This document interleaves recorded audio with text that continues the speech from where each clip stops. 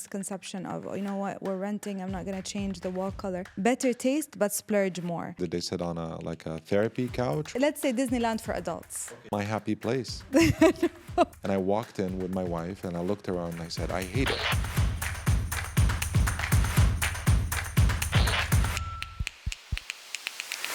Hello and welcome back to Home Finders, a podcast by Property Finder, where you can learn the ins and outs of everything real estate in the UAE.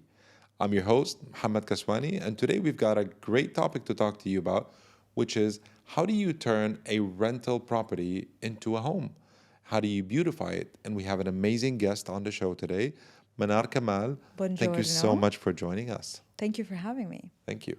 Manar, I loved hearing your stories and your background story and how you got into interior design. So excited to meet you today and talk about this great subject. So tell us a little bit more about how you got into the world of home design. I did not go into the design world directly. I shifted careers and I went into PR for 4 years. I loved it very much. I also think it shaped my personality and gave me the skills I need to take on the role of having my own business. And here You I do am need today. to like people to be in And your understand them as well, Yeah. not just like them. Yeah. Know how to deal with them, talk to them, and especially in my career, a lot of people come to me. They want design, but they don't know what they want. Yeah. So I have to really understand their taste and take them on a journey. And I call that the Manar quiz. Yeah.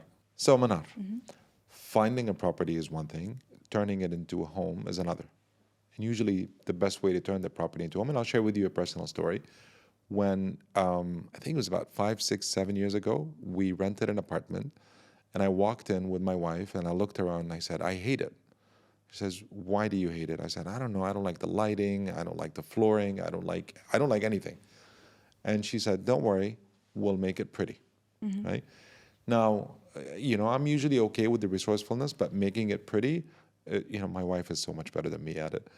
And I wish I'd known you back then, but I looked at some of your work and you get really creative with some of the home design stuff that you do on your Instagram page. So how far can you go, particularly when it's a rental? I think it all depends on your plan and how long you're planning to stay in the property. For example, if the plan for you is to be in this property for the next 6, 7 years, then it would make sense for you to maybe splurge on it just a little bit and list out the things that you hate the most that you can perhaps start with. So there are two things that are probably on people's mind when it comes to renting, right? One is, hey, I don't own this house, so I don't want to overspend on it. So I think having a budget-friendly approach is important. Two is not breaking the rules. Right. So maybe we'll start with the more difficult one, that is rules. Did you get to educate yourself on understanding how do you work with renters, for example? Yeah, and I also think it does depend on who owns the property. Some owners are more open to the people who are renting the space to do things, and others have very strict rules. So I think it's a conversation worth having with the owner. Yep. But number two, in general, I think a big no would be tearing down walls. But again, if let's say the kitchen is the most important room in the house and it's pretty spacious and the wife needs more space to cook and move around, then maybe it's worth adding an island in the middle. And the island doesn't have to be marble and stuff like that. It could just be joinery work where you add cabinets with a top. Yep. That helps her maneuver around, gives the kitchen better circulation, and also adds more storage because every kitchen And you can needs even do more that storage. in a rental You can. Again, it's with worth the permission of the landlord. Yes, and Yeah. probably what will end up happening is the day that the person who is renting wants to leave, they will have to give back the space the way it used to be. So they will have to remove the island. And some owners wouldn't mind for it to stay. It really does depend. I would say being an interior designer and being in this field for a while and meeting so many clients, usually if there's lots of windows and a lot of sunlight comes in, that's already a plus. Maybe if the flooring is too dark, you can look at upgrading your flooring. And by that, I mean not tearing it down and stuff like that, but Either wrapping, there's so many wrapping companies out there in Dubai We right did that. now. I love wrapping, by the way. I thought it was Yes, like it's a the very, coolest thing. yes, it's a very good solution with, that's not going to break your bank for Yeah. sure. Or maybe add, if you like the wooden texture or feel, you can look at parquet-like flooring, which is called PVC. Yeah. It's, it's not very dirty. They come in, they fix it for 1 to 2 days and they leave. And it really does But in a rental, when beautify. you do this parquet or PVC, Yeah. this is the one that you install on top of existing tiles. Correct, yes. If you were to move out of the rental, what do? Do you remove it? You can and actually take it with you again? Yes, you can. And you can reuse it? Yes, you can. Oh, wow. If the quality is good and the laborers or the company is not really, So that ticks the damaging it while environment. they take it out. It'll then tick the environmentally friendly box because you're recycling it. 100%, yes. That'll make my wife happy. Yes, yes. Going back to rentals, right? And let's go a bit more basic, right? Maybe we think about a budget-friendly way to upgrade different components of a home, right? The other one that at least made a difference to me was the color.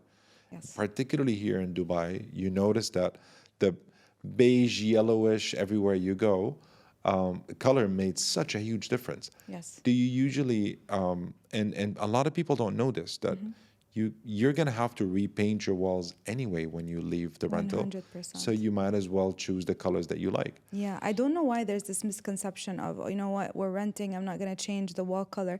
Regardless, when you leave, even if it's white, you're going to have to paint it again in a white color and give it back to the owner. So why not, invest a little bit more in choosing a standard color? I'm not going to go, I'm not saying go customize, but like choose a standard color and add personality to your walls.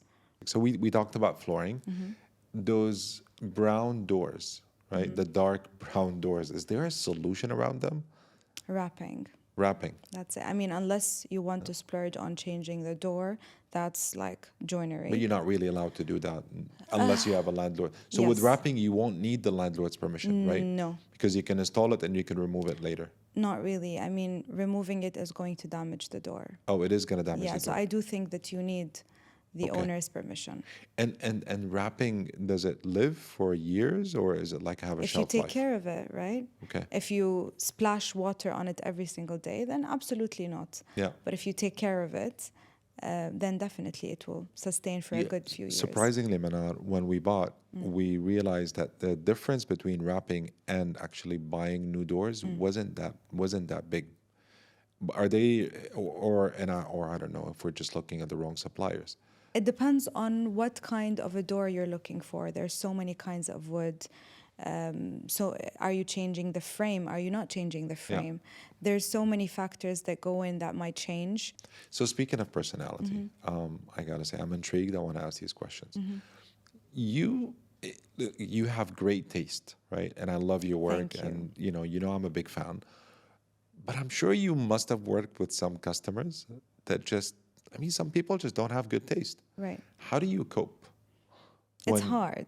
It's really hard, but I think over the past few years, I've developed a colder approach where, at the beginning when I first started my career in design, I was a bit like, okay, you know what, my advice would be for you to go ahead with 1, 2, 3, 4, 5, however, up to you. And if they go ahead and insist with their decision and it turns out horrible, they end up blaming me. Yeah. And so what I did is I start with this very nice approach of I would advise you to go ahead with 1, 2, 3, 4, 5 because 1, 2, 3, 4, 5. And if they insist otherwise, I would be very persistent and say, as a designer, as someone in this field, as someone who's expert, I would still stick to this decision because I wouldn't take responsibility if you do otherwise.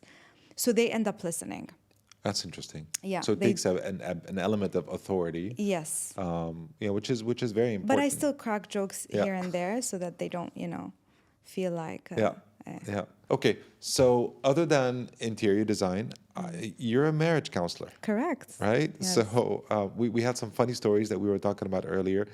There's got to be lots of times when you go into a couple's house and you're helping them with their interior design and they just simply can't get to agree. How do you deal with this? Look, I end up becoming their best friend or part of that family because I'm there almost every single day. I talk to them and I understand that the challenges they face. So what I end up doing is I would ask them to prioritize their most important spaces. So for example, a real challenge that happened with me recently in one of my projects where, they were not agreeing on what to do when it comes to design decisions. And what I suggested, and it worked, is that they would each pick one room that is the most important for them and they get to make the design decisions on it. So the female picked the kitchen and the male picked the bedroom. And so most of the design decisions were coming from that specific person. That Okay. was one, So, real but life like, challenge. did you sit them did they sit on a like a therapy couch, or how did you? Yeah, therapy, but not recorded, therapy with me. Yeah. Another challenge I would say is also when they don't agree is that usually the male comes with just a list of things that for him is a big no-no, and so we make sure we don't do them, and the rest of the smaller decisions end up being for the wife. Let's face it, wives usually tend to have better taste anyway. Better taste but splurge more. Hala, in your case that's not In my what case, I'm the guy who happened. splurges. Yeah, Yeah. which is not common. Okay. Usually the wife wants to splurge more because All it's the her more home. reasons to hang out to hang on to my wife. Now, 3 to 5 things that you usually advise new renters, or a process that you go through that would make the biggest impact on transforming a space. I would say the most important one is for them to know what their budget is.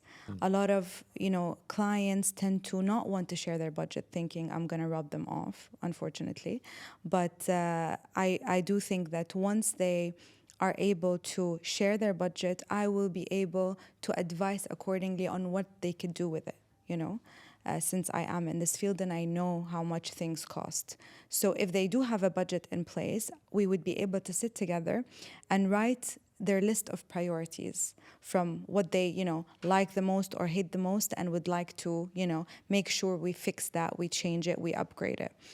So if for example the problem is the flooring, then we contact a supplier for the flooring. We look at how much that costs, and then our problem is solved. Then we start looking at furniture. Usually, the budget is split into big pieces to small pieces. Yeah. So let's look at if what's important is the couch. Let's find a really good couch that is when you go in, it's going to give you this wow factor, and it's going to make you forget to look at other things. So we get a really nice couch, and then perhaps a nice coffee table. The TV is TV, right? I mean, Yep. right nowadays, all TVs look And they're not really expensive. nice and sleek. Yeah. And then, we can really find ways to find nice, neutral accessories that are going to make the space look so nice, but not break the bank. And I think what's really, really important is to make it very personal and sentimental, and we do that by adding bits and pieces about the couples that live there or the people that live there. For example, if they like to read, a stack of their favorite books. If they're art collectors, then we display art in a way that then the art becomes the Part of the character. exactly. It's the wow factor that you But see when you go in. There's like a lot of personality reading that you have to do. Absolutely. For you to design a home for somebody, you must spend some time with those people, understanding who they are and what they're into. Now, renters again are usually budget conscious, right? Where are some places, hidden spots, people that they can go to shop for, building materials, accessories, furniture, things like that you would recommend? Okay. We'll start with big to small. Yeah. The biggest and, most amazing, I would say, is Dragon Mart. I call it Disneyland. My happy place. Yes. However, it can be overwhelming if you don't know where you're going, which section and what you want, because there's a lot happening and you can find everything and anything that you want.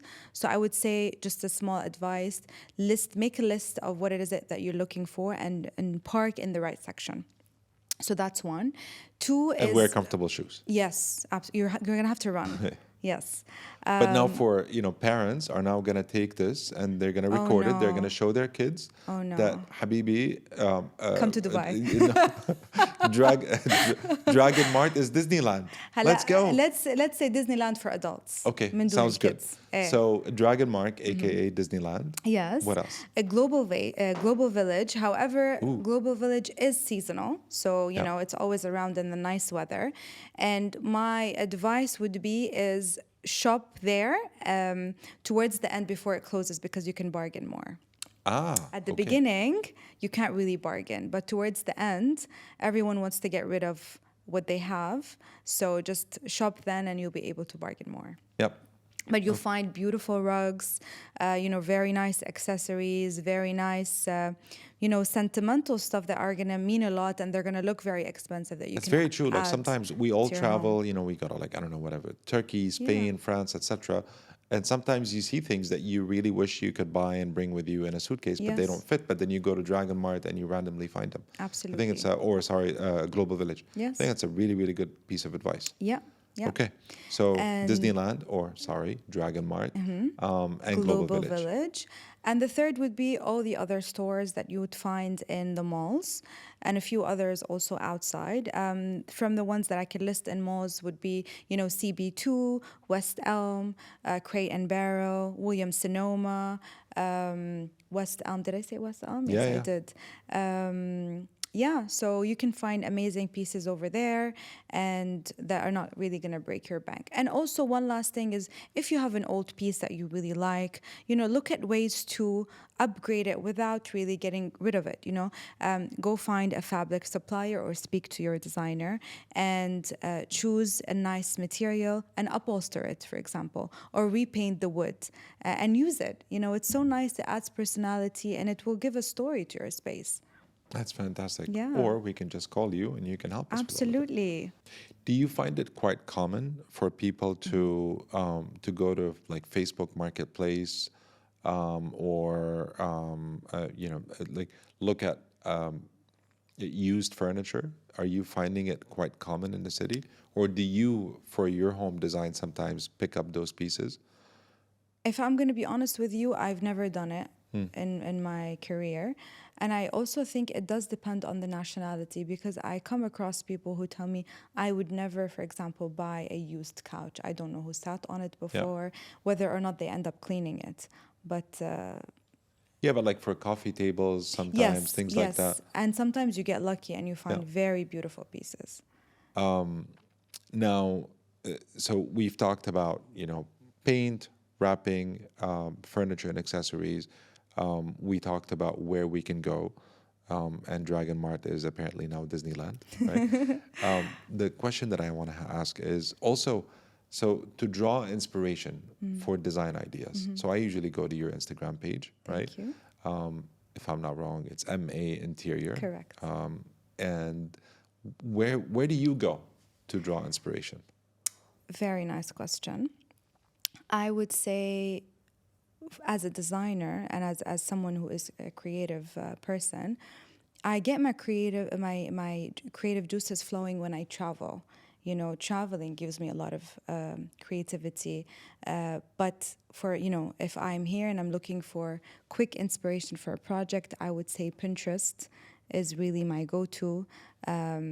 I follow also, international designers. I look at their Instagram pages and the work they do. Lots of amazing designers here also in UAE. And I also draw a lot of inspiration from my home every time I go. I just come back with a fresh feeling. You change your home around I do, often? and I was just gonna talk about how to find ways to refresh your home. When you have the right pieces in your home, like the right couch, the right coffee table, it's so nice, and this is what I do in my own home, is I change my accessories every week or two. And Oof, that often. yes, I do. I mean, I don't go buy new accessories. I have a bunch of accessories that I use a lot, and I just alternate. I change their spaces, Yeah. But it's also because I buy the right accessories, and I just change the books. I add sentimental pieces that I really like. I get, a nice bowl and I put my favorite chocolate, which is the reason I keep gaining weight. But anyway, I also buy flowers all the time. Fresh flowers are an amazing way to upgrade your space. And scents. Do not ever forget to add scents, candles, diffusers. It just makes the space something else. That's very cool. You know what I've always done? Oh, and cushions. I change around my cushions all the time. They're not expensive. I have the base of the actual cushion. I just change the cover. I actually think cushions are expensive. Like, I mean, maybe I mean, the you can cushions were. find non-expensive cushions. However, cushions can be expensive. Yes, I agree. Yeah, I don't know if we're looking in the wrong places, but Maybe. the other day we went, we were looking at pillows, and it's like there are pillows for 2,000 dirhams. It's crazy. Yeah. But I didn't know. Yeah. For No, example. there is. Yes. One more place, you know what so strange enough, this was years before I joined Property Finder. I actually like going on property portals to draw inspiration. I like, and again, it's something that I'm into. Maybe that is why I'm a Property Finder, is I actually like scrolling through pictures of homes just to check them out. And I do it on our website. I do it at, international portals and etc. It's just for inspiration. So maybe you could find some inspiration with us as well. Absolutely, yes. Manar, this has been so much fun. Thank you so much for making the time and Thank you for joining us having today. me.